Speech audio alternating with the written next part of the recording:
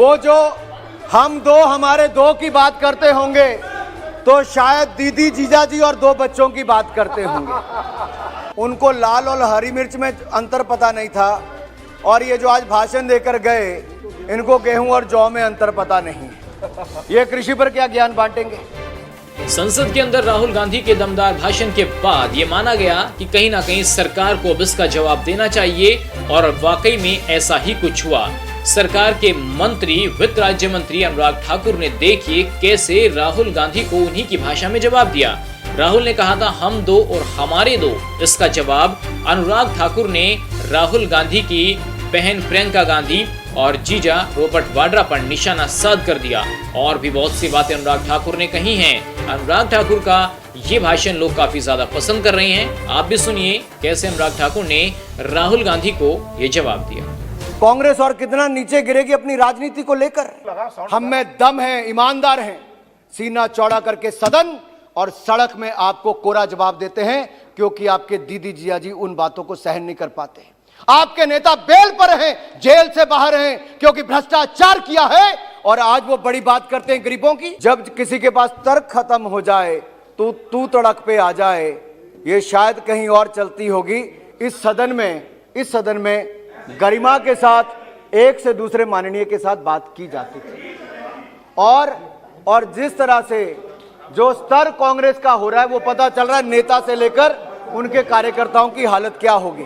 वो जो हम दो हमारे दो की बात करते होंगे तो शायद दीदी जीजा जी और दो बच्चों की बात करते होंगे। अगर हम दो हमारे दो, दीदी जीजा जी और उनके दो हैं तो मैं समझ सकता हूं इनके परिवार में चलता रहा आज तक। और अगर ये चलता रहा है तो देश को लूटने का काम किया है। कृषि बिल पर बोले लेकिन उस पर भी केवल झूठ बोलकर चले गए। अब कांग्रेस के नेता को भी पता नहीं कि किसी क्लॉज पे लिखा है कि नहीं लिखा। एक कांग्रेस का सांसद नहीं बता पाया। ये देश के सामने हमने पोल खोली है, पूरी की पूरी कांग्रेस पार्टी की, पूरे के पूरे विपक्ष की खोल कर रखी है। माननीय राहुल जी कह रहे थे फाउंडेशन तैयार कर रहा हूं, फाउंडेशन।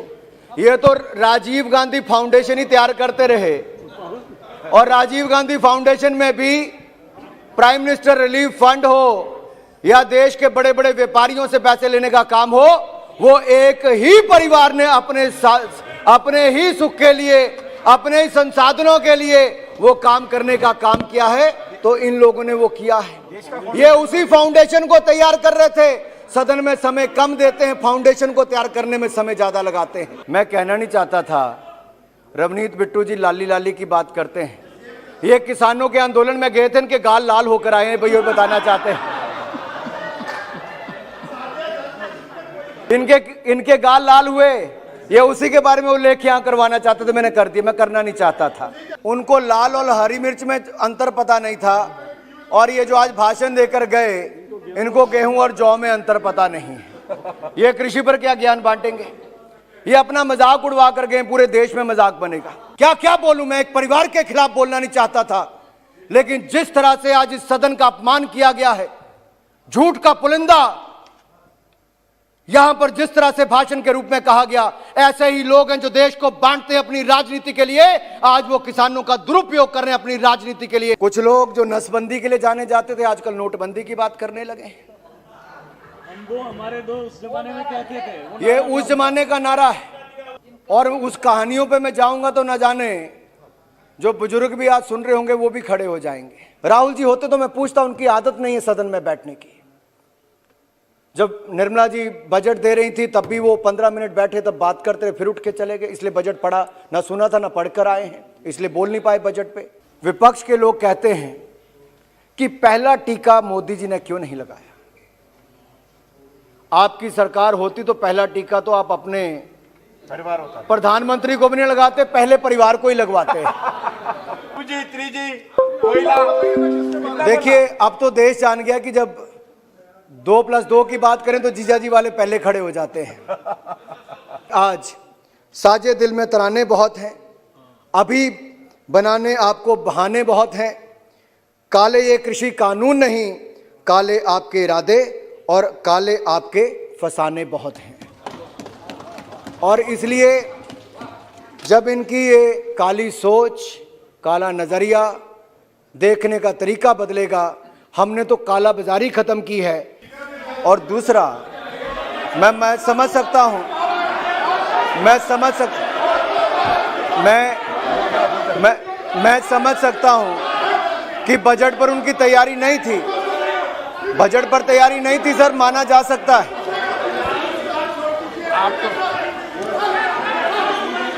लेकिन ना वो बजट के समय पूरे समय उपस्थित थे, आप बजट पर चर्चा करें, ना बाकी सदन में रहने की आदत है सर। मैंने बता दिया। कुछ लोग सदन में भी कम रहते हैं और देश में भी कम रहते हैं, उसका खामियाजा यही होता है सर। क्या और अभी भी जा रहे हैं सर, अभी भी जा रहे हैं, अभी भी जा रहे हैं सर,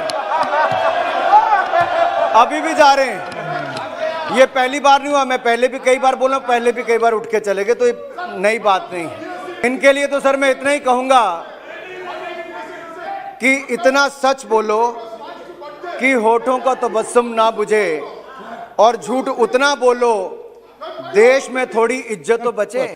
इंटेंट की आप बात करते थे, इंटेंट भी आपकी नजर आती है, और इंटेंशन तो आपकी सदा देश के सामने थी ही। जितना झूठ बोलने का काम एक राजनीतिक दल के लोग कर रहे हैं, मुझे लगता था उनके एक सांसद ही करते हैं, लेकिन उनके नेता भी अगर यही करते हैं तो इससे पता चलता है ना वो पढ़ते लिखते हैं और केवल समाज को बांटकर राजनीति करने का काम करते हैं। किसानों को गुमराह करके उनके कंधों पर बंदूक चलाकर अपनी राजनीतिक रोटियां सेकने का काम करते हैं, लेकिन इससे उनका कभी भला नहीं होगा। मैं यही देश के सामने बताना चाहता था कि जिन्होंने पहले एक हफ्ता सदन और देश का बर्बाद किया, फिर पूरी चर्चा राष्ट्रपति अभिभाषण पर हुई, उस पर भी इन्होंने सबने कृषि बिल पर ही बोला। आज इनके नेता पढ़कर नहीं आए, बजट पर नहीं बोल पाए, कृषि बिल पर बोले, लेकिन उस पर भी केवल झूठ बोलकर चले गए। अब कांग्रेस के नेता को भी पता नहीं कि किसी क्लॉज पे लिखा है कि नहीं लिखा।